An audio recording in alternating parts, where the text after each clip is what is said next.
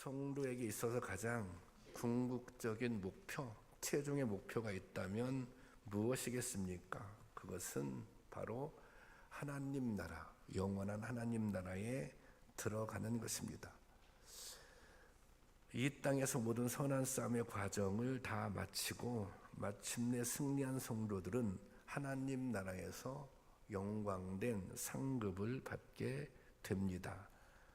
이것은 하나님께서 성도들에게 주신 약속입니다. 성도들은 이 하나님의 약속을 바라보며 모든 순간순간들을 살아갑니다. 어떤 고난도 고통도 장차 얻게 될 영광과는 비교할 수를 믿고 이 길을 가는 것입니다. 이 어려움 또한 이겨내는 것입니다. 로마서 8장 18절에 이런 말씀이 있어요. 함께 볼까요? 시작. 생각하건대 현재의 고난은 장차 우리에게 나타날 영광과 비교할 수 없도다. 아멘. 우리가 이 세상에서 고난받을 때 있어요. 고통당할 때 있어요. 그렇지만 앞으로 장차 우리에게 나타날 영광과는 비교할 수가 없다는 것입니다. 오늘 우리가 끊임없이 분투하며 믿음의 길을 달려가는 것은 이 영광을 바라보기 때문입니다. 이 치열한 신앙의 여정을 잘 보여주는 것이 이스라엘의 출애굽 사건입니다. 이스라엘 민족은 하나님의 특별한 선택을 받은 민족입니다. 하나님의 특별한 선택을 받았으니 얼마나 큰 은혜입니까? 그런데 이스라엘 백성들은 하나님의 특별한 은혜를 받았음에도 불구하고 그 역사는 고난으로 또 수없는 고통으로 채워집니다. 왜 하나님의 선택을 받은 민족이 이처럼 고난을 받았을까요? 하나님께서는 왜 이스라엘 백성들로 하여금 고통당하도록 내버려 두었을까요? 여기에는 하나님의 계획이 있기 때문입니다. 그 하나님의 계획은 오늘 비록 힘들고 어렵더라도 하나님이 약속하신 영원한 행복에 이르기를 원하셨기 때문입니다.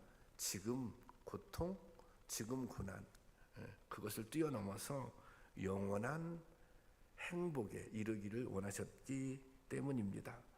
이런 하나님의 뜻을 잘 나타내는 것이 바로 출애굽 여정입니다. 이스라엘의 출애굽은 약속의 땅을 향한 힘겨운 광야의 길을 지나야 했습니다. 광야의 힘든 과정을 이겨낸 이스라엘 백성들은 마침내 약속의 땅, 젖과 꿀이 흐르는 가나안 땅에 들어갑니다. 이 여정, 애굽을 탈출하고 또 광야의 길은 고생의 길이에요. 고난의 길이에요. 이 길을 거쳐서 가나안 땅에 들어가는데 이 여정, 이 출애굽의 여정은 마치 오늘 우리의 신앙의 안내로와도 같습니다.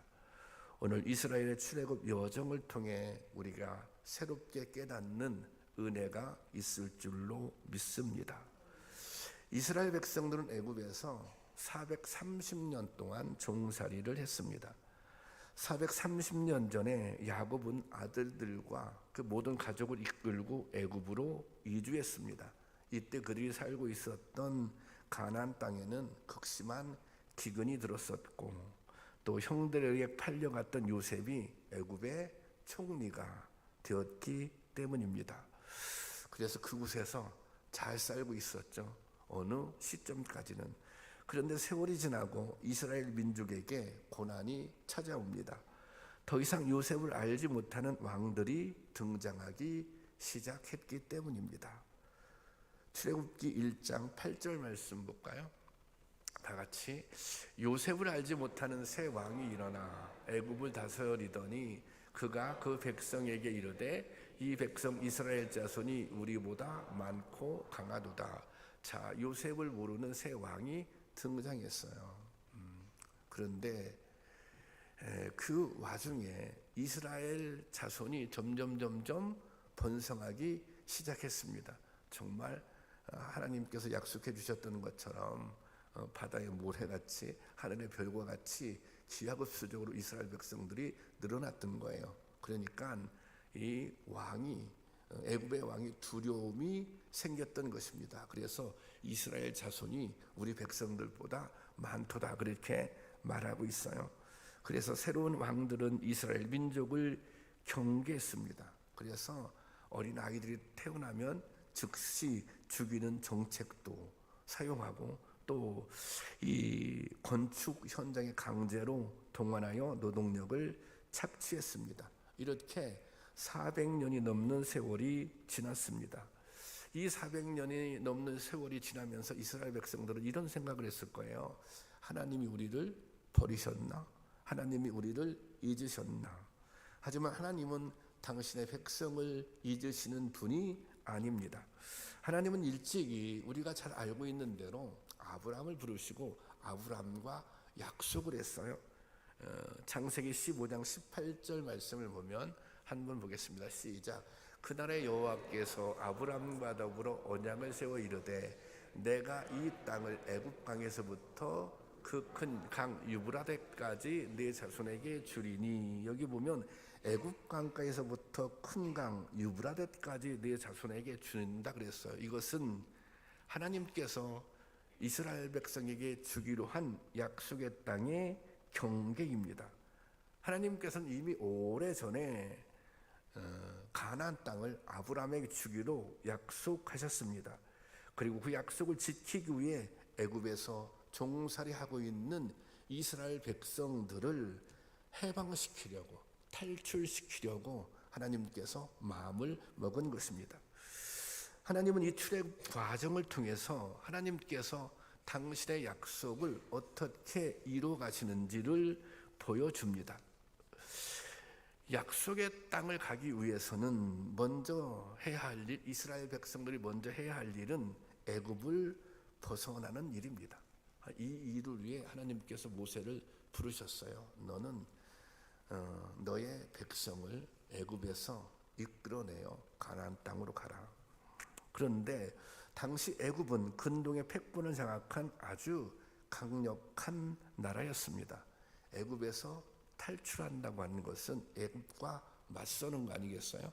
당시 애굽과 맞선다고 하는 것은 이게 단순한 일이 아닙니다. 이것은 정말 목숨을 건 모험입니다. 그리고 우리가 성경의 기록을 봐서 알듯이 애굽 왕이 순순하게 이게 다 지금 애굽의 이 노동력을 이 노예들이 다 감당하고 있는데 쉽게 풀어질 이유가 없습니다. 그래서 이스라엘 백성들에게 있어서 이 출애굽은 너무 커다란 모험입니다.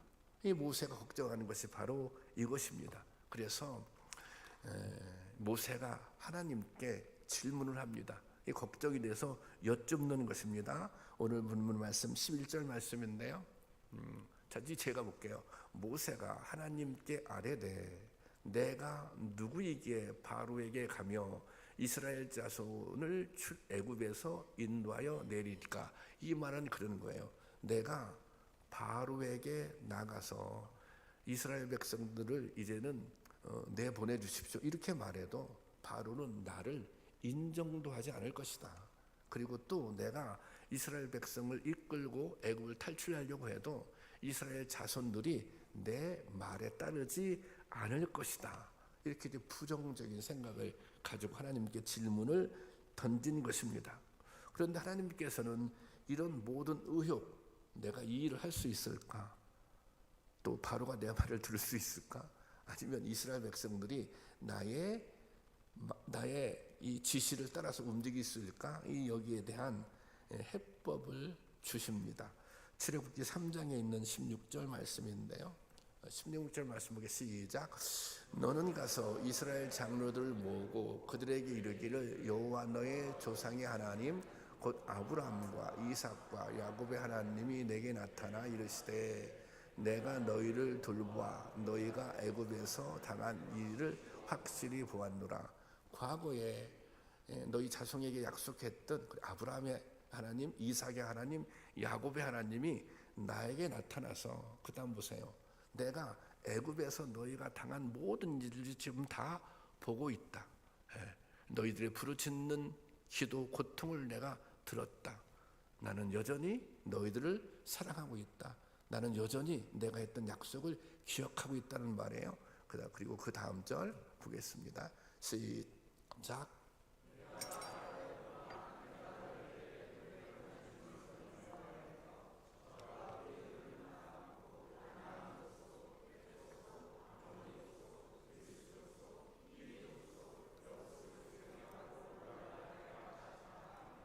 자, 하나님께서는 하나님의 약속을 상기시켜요. 상기시키면서 그래, 내가 여전히 난 너희를 또 사랑하고 있어. 난 너희들 고통받는 거 내가 다 보고 있어. 그렇게 말씀하신 다음에 내가 너희를 애굽의 고난 중에서 인도하여 내어 젖과 꿀이 흐르는 땅으로 올라가게 하리라. 그렇게 얘기하잖아요. 이 말씀은 어떤 말씀인가? 이 말씀은 하나님께서 이스라엘 백성들을 여전히 사랑하고 있다는 사실, 그리고 이 하나님의 약속, 변하지 않는 하나님의 약속을 상기시키고 있는 것입니다. 그러니까 모세가 하나님을 신뢰하고 하나님의 약속을 믿고 이 약속에 대한 확신을 갖는다면 두려워할 것이 없어요. 의심할 것이 없는 것입니다. 하나님께서 바로에게 나가라고 말씀하시니 나가라고 하면 되는 거예요. 하나님께서 말씀을 주셨으니 그 말씀을 전하면 되는 것입니다. 하나님을 믿고 미래를 바라보고 결단하며 나아가면 되는 것입니다. 여러분, 새로운 일을 시작하는 것은 항상 두렵고 떨리는 일입니다. 그래서 사람들은 안전한 현재에 머무르고 싶어 합니다. 교회에서도 그렇습니다. 우리가 뭔가 새롭게 나가려고 하면 이게 도전이잖아요. 그런데 이런 그 갈등이 있어요. 도전과 현실적인 안정 사이에서 거기에서 갈등이 있는 거예요. 때로는 뭐 아주 치열한 갈등이 존재합니다. 그래서 어떤 때는 그래, 앞으로 나가야지 도전하기도 하지만 또 어떤 때는 아유, 안 될 것 같아. 그리고 주저앉기도 하는 것입니다. 그런데 여러분, 도전하지 않는다면 진보는 없습니다. 도전하지 않는다면 앞으로 나갈 수 없는 것입니다. 특히 신앙은 멈추어서는 안 되는 경주입니다. 신앙의 경주는 멈춰서는 안 되는 거예요. 신앙의 경주는 중간에 포기해서는 안 되는 거예요. 최종 목적지, 하나님 약속하신 그 하나님 나라를 향해 끝까지 달려가야 하는 것입니다. 개인적인 신앙생활뿐만 아니라 교회 공동체 또한 끊임없이 움직이고 일할 때 생명력을 갖게 되는 것입니다. 하나님의 역사는 믿음으로 참여하는 사람들을 통해 이루어지는 것입니다. 하나님의 역사는 믿음으로 참여하는 사람들, 내가 믿음으로 참여할 때 나를 통해서, 우리가 함께 믿음으로 참여할 때 우리를 통해서 하나님의 역사를 이루어 가는 것입니다. 하나님께서 약속의 땅을 준비해 놓았지만 앞으로 나아가지 않으면, 도전하지 않으면, 움직이지 않으면 약속의 땅에는 들어갈 수 없는 것입니다. 여러분, 하나님께서는 우리를 위해서 새로운 역사를 준비하고 계십니다. 하나님께서는 우리를 위해서 새로운 은혜도 준비하고 계십니다. 그런데 이것은 믿음으로 참여하는 사람들에게 주어지는 것입니다. 하나님은 은혜를 준비하고 계세요. 하나님은 새로운 역사를 준비하고 계세요. 그 은혜가, 그 역사가 정말 놀라운 역사일 수 있어요. 그런데 그 역사는 누구에게? 믿음으로 참여하는 사람에게 임한다는 것입니다.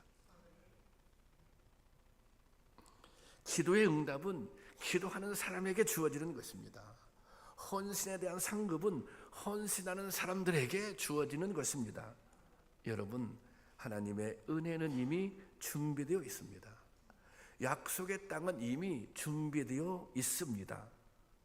믿음으로 참여하고 또 믿음으로 도전해서 하나님께서 우리를 위해 준비해 놓으신 그 은혜, 그 역사를 누리고 경험할 수 있기를 주님의 이름으로 축원합니다. 이스라엘 백성들은 마침내 애굽을 떠나 가나안 땅을 향해 행진을 시작했습니다. 출애굽의 대장정이 시작된 것입니다. 그런데 이 여정이 정말 쉽지 않습니다. 애굽을 떠나자마자 그들이 직면하는 것은 바로 광야였습니다. 이 광야는 사람이 살 수 있는 땅이 아닙니다. 이 광야의 여정은 고달프고 힘이 듭니다. 때로는 생명의 위협도 감수해야 했습니다. 이스라엘 백성들은 이 40년 동안 광야에 있었던 것입니다. 하지만 이 광야는 약속의 땅에 들어가기 위해서는 반드시 지나야 할 과정입니다. 그러니까 광야를 지나지 않고는 가나안 땅에 들어갈 수 없는 거예요. 다른 말로 광야라고 하는 고통의 시간을 지나지 않고는 이 가나안 땅에 들어갈 수 없는 것입니다. 이 광야에서 이스라엘 백성들은 수많은 어려움들, 안과 밖의 어려움들을 겪습니다. 그리고 그 어려움들을 겪으면서 그 어려움들을 이겨내면서 하나님이 어떤 분이신지를 깨닫게 됩니다. 그들이 광야 생활에서 하나님은 이런 분이시구나, 하나님을 정확하게 알게 돼요. 그리고 또 한 가지, 하나님의 백성은 어떻게 살아야 하는가, 하나님의 백성들은 어떻게 하나님의 말씀에 순종하며 살아야 하는가, 그것을 이 광야 40년 동안 그들은 배운 것입니다. 그러니까 이 40년의 시간은 사실 배우는 시간이었어요. 이 이스라엘은 가나안 땅에 들어가기까지 수많은 전쟁을 치렀습니다. 끊임없이 공격을 당했고 그리고 맞서 싸워야 했습니다. 그런데 이 공격은 외부로부터 오는 공격이잖아요. 이 공격은 오히려 이스라엘 백성들을 견고하게 했습니다. 이 공격을 당하면 자신들이 이길 힘이 없는 거예요. 그러니까 하나님께 도우심을 간구했고 또 하나님께서는 그들과 함께 하셨습니다. 이스라엘 백성들은 아무런 준비도 없이 적들의 공격에 대항하여 싸웠지만 지지 않았습니다. 패배하지 않았습니다. 하나님이 모든 전쟁에 함께 하셨고 이기게 하셨기 때문입니다. 이스라엘 백성은 아는 거예요. 그래 깨달은 거예요. 하나님이 함께 하시면 어떤 적들의 공격으로부터 우리가 승리할 수 있다. 전쟁은 우리가 하는 것 같지만 하나님이 싸워주시는 것이구나. 이제 그것을 깨달았겠죠. 그런데 오히려 큰 문제, 이스라엘 백성들의 가장 큰 시련은 내부로부터 발생합니다. 이스라엘이 애굽을 떠날 때 이 출애굽의 행렬에 당시 애굽에 살고 있었던 많은 이방 족속들, 이방 민족들이 함께 끼어 있었습니다. 출애굽기 12장 37절 말씀을 보면 37절 함께 보겠습니다. 시작. 이스라엘 자손이 람셋을 떠나서 숫곳에 이르니 유아베에 보행하는 장정이 60만 가량이요. 여기 보면 보행하는 장정, 애굽을 떠나서 숫곳에 이르러서 한번 급하게 떠나왔잖아요. 그래서 한번 인원 점검을 해보니 장정이 60만 정도 됐다는 거예요. 장정만. 그러니까 나머지 여성이라든지 여기 유아라든지 뭐 또 노약자라든지 이런 사람들 다 포함하면 한 200만 명이 넘었을 것이다. 이제 그렇게 추정을 해요. 성서학자들은. 근데 38절 제가 볼게요. 여기 보면 거기에 그 외에 수많은 잡족과 양과소, 여기 수많은 잡족이 끼어 있었다는 거예요. 이게 잡족의 뜻은 무엇이냐? 잡족이라고 하는 것은 섞여 사는 무리라고 하는 뜻이 있습니다. 그러니까 이 섞여 사는 무리는 애굽에 살고 있었던 소수 민족들을 뜻합니다. 그러니까 애굽이 워낙 강한 나라였잖아요. 그러니까 이스라엘 백성들만 거기서 종살이를 하는 것이 아니라 다른 이방 민족들도 종살이를 했다는 거예요. 그런데 이스라엘 백성들이 애굽을 탈출하자 이 이방 사람들도 그래 우리도 이 기회에 한번 종살이로부터 벗어나 보자. 그래서 이스라엘 백성들과 함께 탈출을 시도했던 것입니다. 그런데 이 이스라엘 백성들은 이렇게 할 수 있잖아요. 안 돼, 우리만 갈 거야. 이렇게 할 수 있잖아요. 우리는 하나님의 특별한 약속받은 백성이야. 가나안 땅은 우리에게만 주어져 있는 땅이야. 이렇게 할 수 있잖아요. 그렇게 하지 않아요. 이들을 포용합니다. 이 이방 민족들을 포용합니다. 또 약속의 땅까지 함께 동행하기로 그렇게 한 것입니다. 이것은 하나님의 포용과 배려의 은혜를 보여주고 있는 것입니다. 하나님께서는 이방 민족일지라도 하나님과 함께하기로, 하나님의 역사에 동참하기로 한 자들에게는 은혜를 허락해 주셨던 것입니다. 근데 조건이 있다면 내 명령에 따라야 돼. 내가 만들어준 이스라엘 백성에게 준 규례를 지켜야 돼.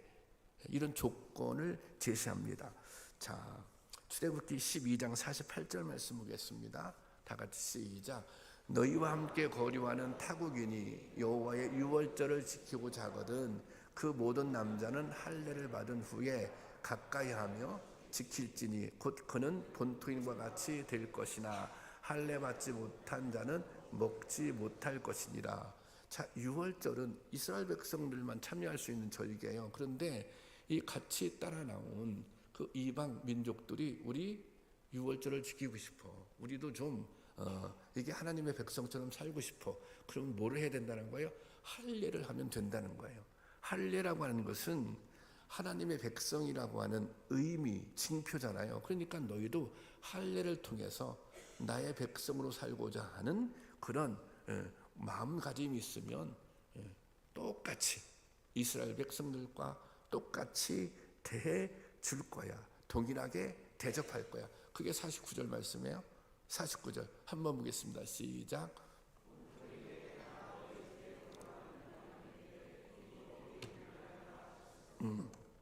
할례를 행하고 이방일지라도 내가 하나님의 백성으로 살겠다고 하는 다짐이 있으면 내가 동일하게 이스라엘 백성과 같이 인정해 주겠다는 것입니다.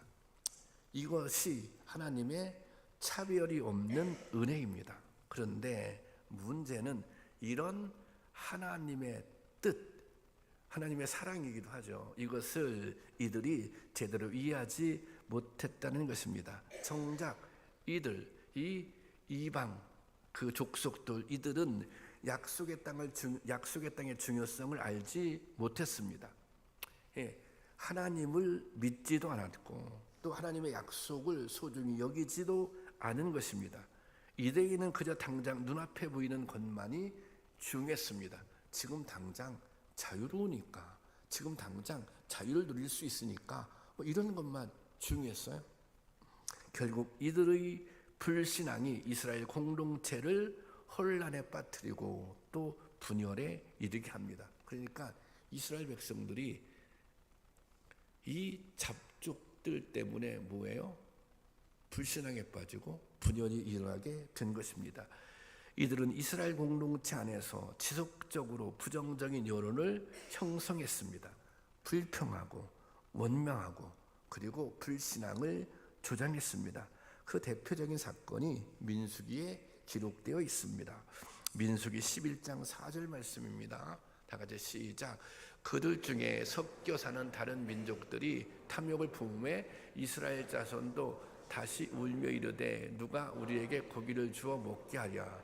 이게 아주 심각한 문제예요. 그들 중에 섞여 사는 다른 인종들이, 섞여 사는 사람들, 같이 따라 나온 이런 사람들이 그들이 탐욕을 품었어요. 그러자 이스라엘 자손도 그들이 불평을 하자 따라서 불평하기 시작합니다. 그들이 고기를 달라고 하자 우리도 고기를 달라고 불평하기 시작한 것입니다.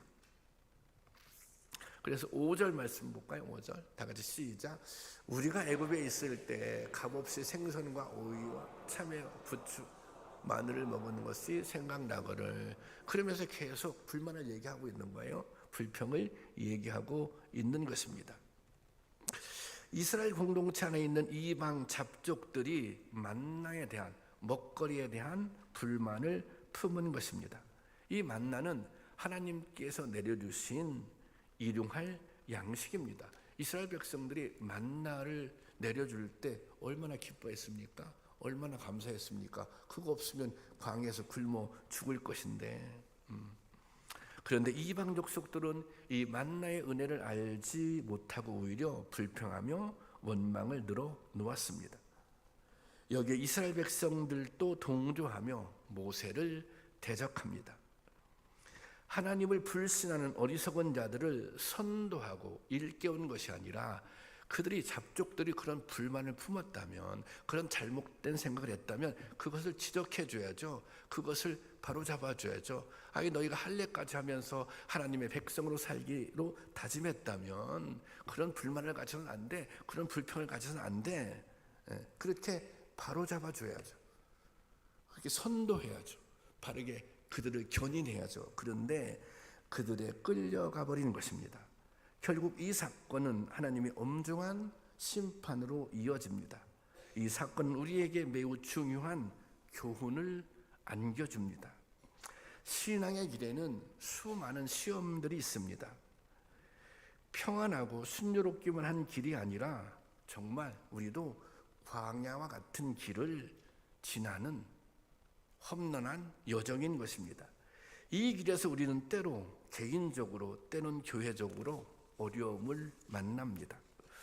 밖으로부터 오는 시련도 있고 또 내부적인 시험도 있는 것입니다.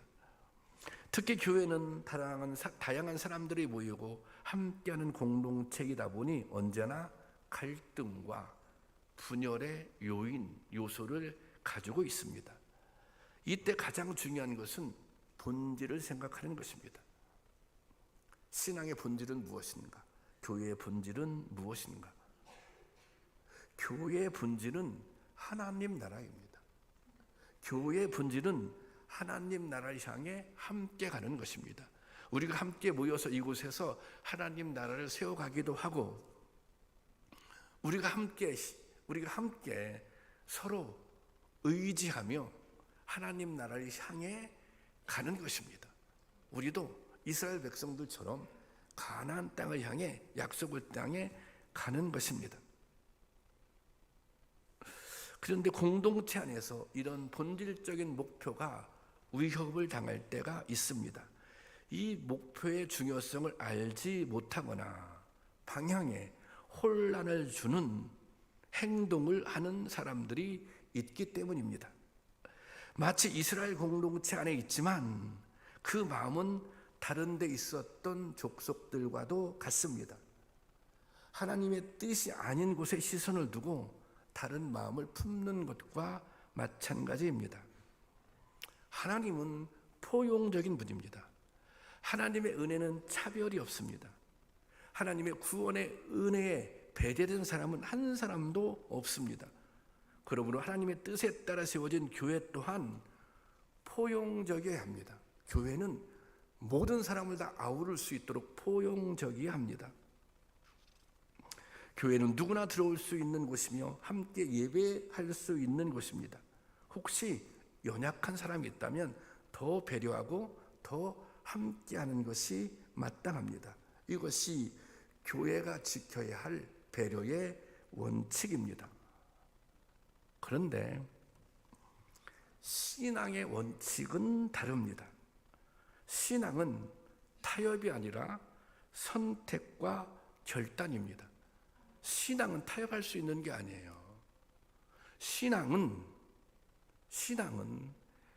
나의 신앙은 무슨 배려하면서 지킬 수 있는 게 아니에요.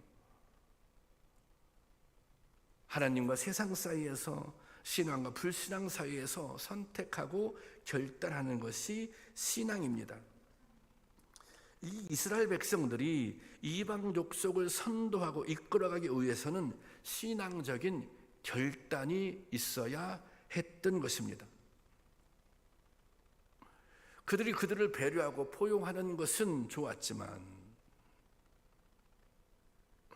여기에 신앙적인 결단까지 놓아버려서는 안 되는 것입니다. 그까지 부추와 구개가 아니라 오직 하나님만을 경외하고 약속의 땅을 향해 나아가는 길을 선택했어야 하는 것입니다. 그들이 불평할지라도, 그들이 불만할지라도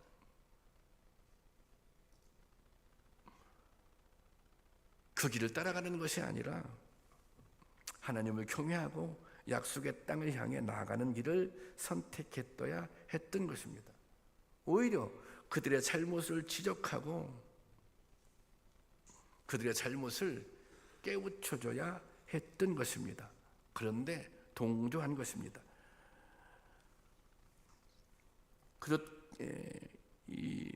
그래서 몇몇 이방 족속에 의해 공동체가 혼란에 빠지게 된 것입니다. 이스라엘 백성들에게 불행하게도 그런 믿음이 없었습니다. 그런 신앙적 결단을 할 수 있는 그런 믿음이 없었습니다. 그 잡족들의 믿음을, 그 부족한 사람들을 견인해낼 만한 그런 역량이 그들에게는 없었습니다. 오히려 악한 여론에 끌려갔고 결국은 심판에 이르렀습니다. 이것이 죄가 갖는 힘입니다. 죄는 강력한 전염성을 가지고 있습니다. 그러므로 우리는 더 강하고 굳건해져야 하는 것입니다. 나뿐 아니라 연약한 지체들까지도 함께 이끌고 갈 수 있는 성숙한 신앙을 가져야 하는 것입니다. 교회 안에 일어나는 현상 중에 하향 평준화가 있습니다. 과거에는 열심히 신앙생활을 했는데, 과거에는 교회 일도 열심히 했는데 어느 순간부터 점차 그 열심이 식어집니다.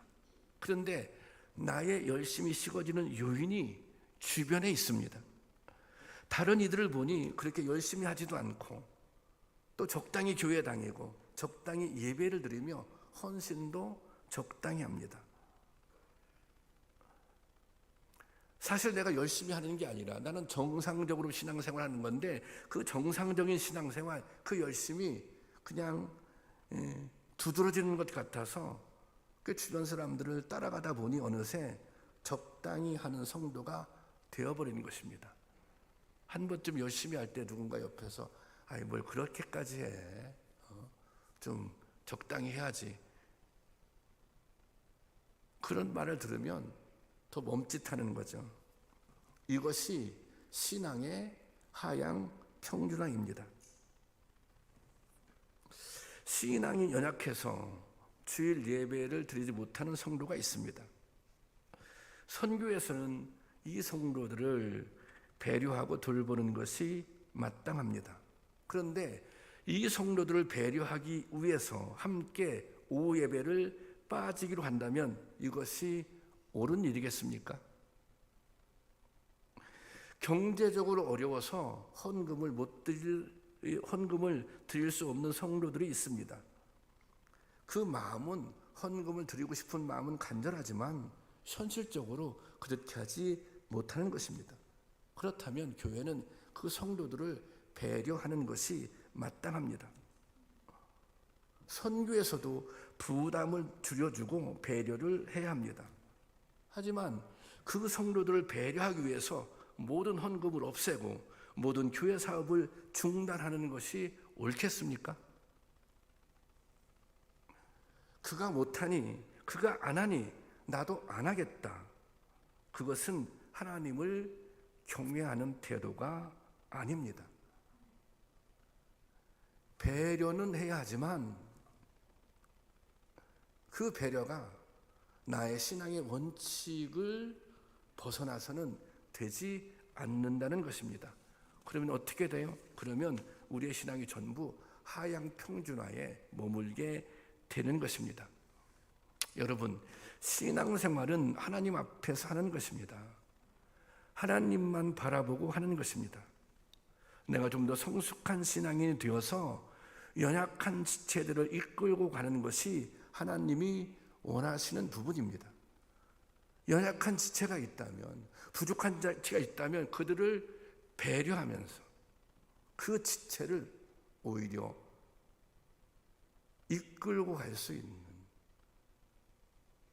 그것이 하나님이 원하시는 모습입니다. 배려는 가장 연약한 가족을 기준으로 하향 평준화해야 합니다.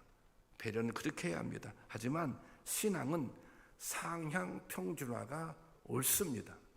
믿음의 길은 그렇게 가야 합니다. 그래야 교회가 힘 있는 교회가 돼요.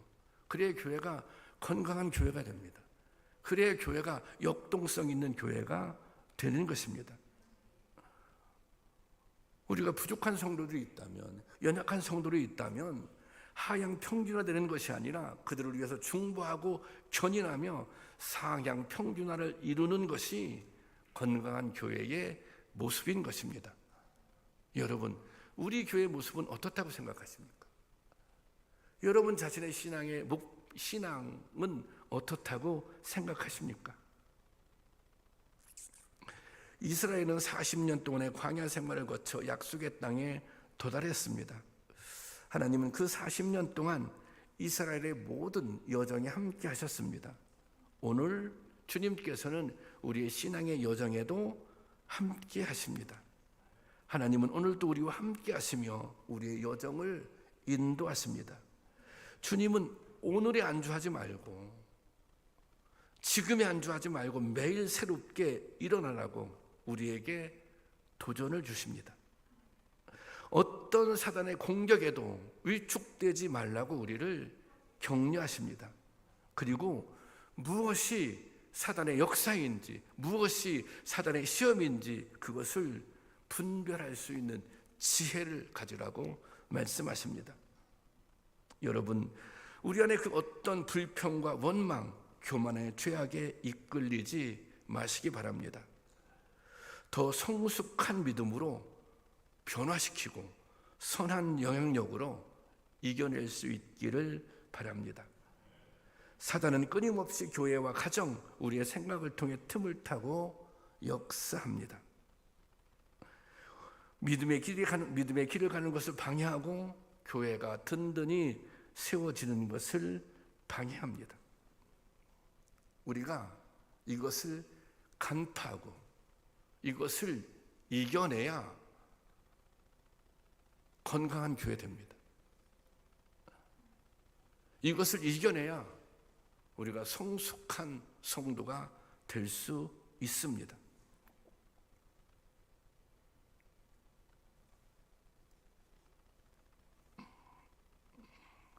하나님을 바라보고 하나님만을 바라보고 나가면 이길 수 있습니다. 승리할 수 있습니다. 여러분, 시험에 끌려가는 성도가 아니라 시험에 이기는 성도가 될 수 있기를 바랍니다. 정말 예수 그리스도의 이름으로 모든 악한 사단의 권세를 결박하고 나갈 수 있는 그런 성도가 될 수 있기를 주님의 이름으로 축원합니다.